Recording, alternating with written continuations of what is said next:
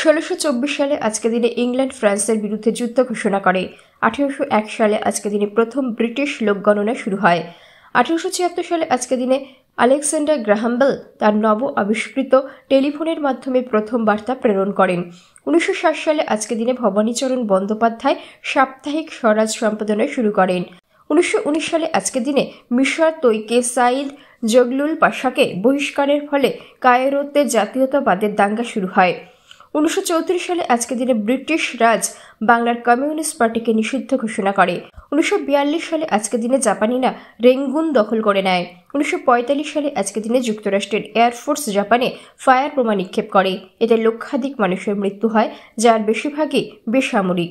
1956 সালে আজকে দিনে বৈমানিক পিটার টুইস প্রথম মানব যিনি ঘন্টায় 1000 মাইল বেগে বিমান চালনা করেন।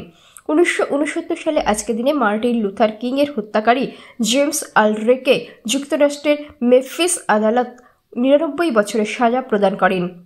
1970 সালে আজকে দিনে ভিয়েতনামের মাইলাই গ্রামে বর্বরোচিত গণহত্যার দায়ে যুক্তরাষ্ট্রের সেনাবাহিনীর ক্যাপ্টেন আর্নেস্ট মেডিনা এবং অপর 4 সৈন্যকে অভিযুক্ত করা হয়। 1971 সালে আজকের দিনে ভারতের ইন্দিরা গান্ধী নেতৃত্বাধীন ভারতের কংগ্রেস পার্টি সাধারণ নির্বাচনে ব্যাপক বিজয় লাভ করে।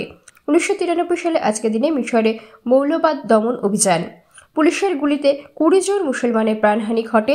2000 সালে আজকের দিনে দক্ষিণ আমেরিকার আন্দাজ পর্বতমালার পূর্বস্থলীয় এলাকার এক মরুভূমিতে পৃথিবীর বৃহত্তর ডাইনোসরের কঙ্কাল আবিষ্কার হয়।